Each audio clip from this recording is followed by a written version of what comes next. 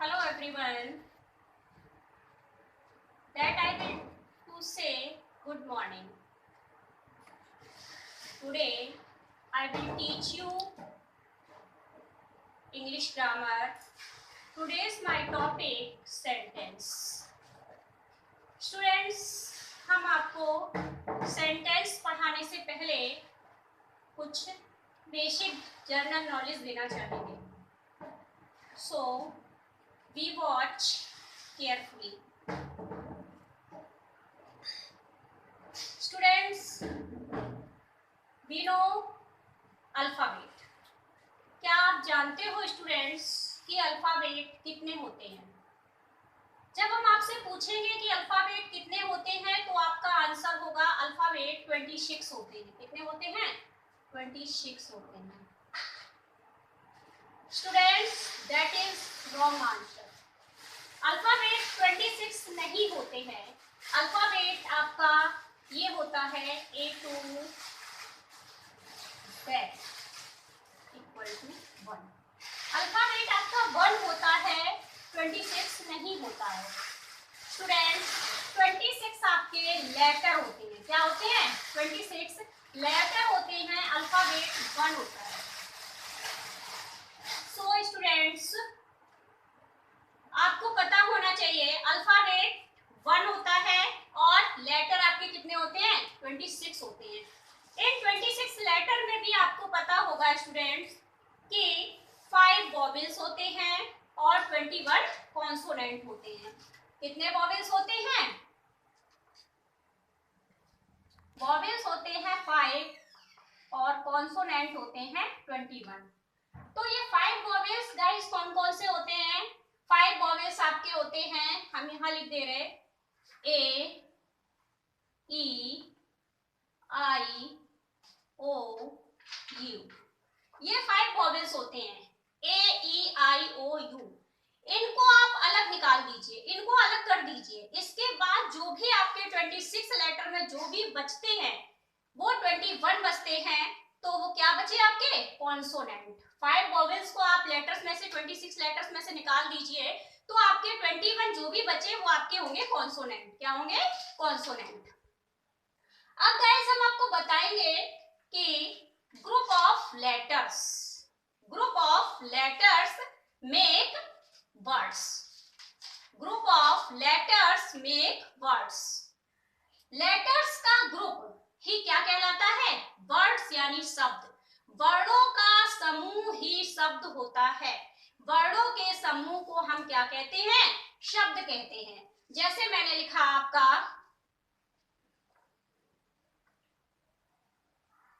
रानी, तो ये आपका वर्ड हुआ गाइस.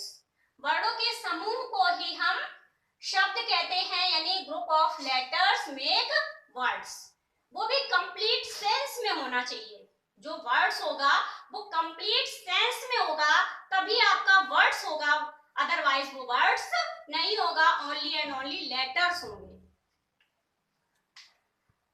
इसी के आगे मैंने आपको बताया group of letters make words and group of words make sentence. Group of sentence make paragraph. Group of paragraph make story. So students, वर्णों के सार्थक समूह को हम क्या कहते हैं? शब्द कहते हैं. शब्दों के सार्थक समूह को वाक्य कहते हैं और वाक्यों के सार्थक समूह को पैराग्राफ कहते हैं और पैराग्राफ के सार्थक समूह को स्टोरी मीन्स कहानी कहते हैं. सो स्टूडेंट्स, मैंने आपको कुछ बेसिक नॉलेज दे दी. अब हम आपको ले चलते हैं जो मेरा टॉपिक है sentence. What is sentence? Sentence क्या है? सेंटेंस क्या है? सेंटेंस है, अभी मैंने आपको बताया, ग्रुप ऑफ वर्ड. सेंटेंस क्या है? Group of word. शब्दों के समूह को सेंटेंस कहते हैं. केवल शब्दों के समूह को नहीं. किसके समूह को कहते हैं? शब्दों के समूह के साथ साथ आपका कंप्लीट थॉट और आइडिया या फिर सेंस भी होना चाहिए. जब तक कंप्लीट सेंस नहीं होगा, शब्दों का समूह भले ही बना रहे जब तक कंप्लीट थॉट या सेंस नहीं होगा तब तक वो आपका सेंटेंस नहीं हो सकता। जैसे यहाँ फॉर एग्जाम्पल गाइस ये दिया है आपका example, blue sky is the, ये आपका दिया है, ये गाइस आपका ग्रुप ऑफ वर्ड है, ब्लू स्काई इज द। इसे हम ग्रुप ऑफ वर्ड तो कहेंगे लेकिन इसे हम क्या नहीं कहेंगे, इसे हम सेंटेंस नहीं कह सकते। ये ग्रुप ऑफ वर्ड तो है ब्लू स्काई इज द, लेकिन ये कंप्लीट सेंस में नहीं है। जब तक हम इसे कंप्लीट सेंस में नहीं लिखेंगे तब तक ये आपका सेंटेंस नहीं होगा। अब आप नीचे देखिए, द स्काई इज ब्लू, आसमान नीला है। अब ये गाइस आपका कंप्लीट सेंस में है, द स्काई इज ब्लू, अब ये कंप्लीट सेंस में है, जबकि ऊपर वाला जो सेंटेंस दिया था, ऊपर वाला जो आपका ग्रुप ऑफ वर्ड था वो सेंटेंस नहीं था। This is wrong. राइट आपका क्या बनेगा, द स्काई इज ब्लू, आकाश नीला है। नेक्स्ट, एक तो मैंने आपको बताया ग्रुप ऑफ वर्ड होना चाहिए, साथ साथ क्या होना चाहिए, कंप्लीट सेंस होना चाहिए। उसके बाद गाइस आपका है subject and verb combination. Sentence तब तक नहीं कंप्लीट होगा जब तक उसमें सब्जेक्ट और वर्ब नहीं होगा। देखिए गाइस, मैंने आपको ये दिया है ही गोज टू आगरा, अभी ये आपका इसमें ये सब्जेक्ट भी है ही और गोज वर्ब भी है।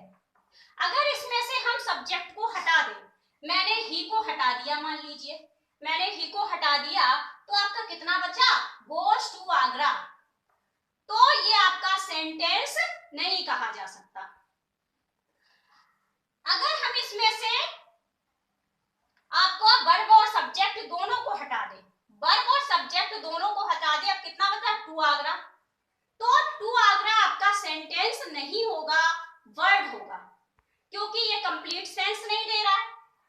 तो ही गोज टू आगरा, जब हम पूरा आपका वर्ब भी लगा दें, सब्जेक्ट भी लगा दें, जब इसमें वर्ब, सब्जेक्ट और वर्ब का कॉम्बिनेशन होगा, ही गोज टू आगरा, तब आपका ये सेंटेंस कंप्लीट होगा। अगर इसमें सब्जेक्ट और वर्ब नहीं होगा तो ये आपका सेंटेंस का नहीं कहा जाएगा। इसे ओनली एंड ओनली हम वर्डों का समूह कह सकते हैं, ग्रुप ऑफ वर्ड कह सकते हैं, अदरवाइज सेंटेंस नहीं कह सकते इसको। अब गाइस हम देखेंगे डेफिनेशन ऑफ सेंटेंस।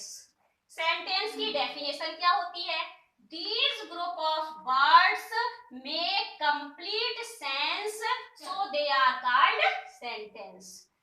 ऐसा ग्रुप, शब्दों का ऐसा समूह जो एक कंप्लीट अर्थ प्रदान करे, शब्दों का ऐसा समूह या जाल जो हमें एक कंप्लीट अर्थ प्रदान करे, उसे हम क्या कहते हैं, उसे हम सेंटेंस कहते हैं, उसे ही हम वाक्य कहेंगे। शब्दों के सार्थक समूह को हम क्या कहेंगे, वाक्य कहेंगे, यानी सेंटेंस कहेंगे।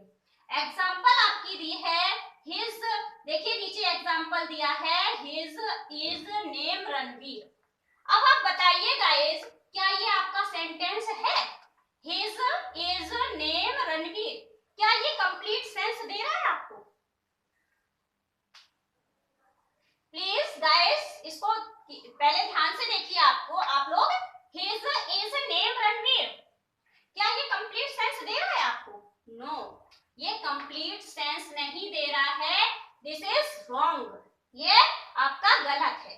नीचे मैंने आपका बनाया है हिज नेम इज रणवीर, उसका नाम रणवीर है, दिस इज राइट, ये आपका राइट है, क्योंकि ये आपका शब्दों का समूह तो है ऊपर वाला, लेकिन ये हमें कंप्लीट अर्थ नहीं दे रहा है, इसलिए ये कैसा हो गया, रॉन्ग हो गया। और नीचे वाला शब्दों का समूह भी है, ग्रुप ऑफ वर्ड भी है, कंप्लीट सेंस भी है और सब्जेक्ट एंड वर्ब कॉम्बिनेशन भी है, इसलिए ये आपका क्या हुआ, ये आपका कंप्लीट सेंटेंस हुआ।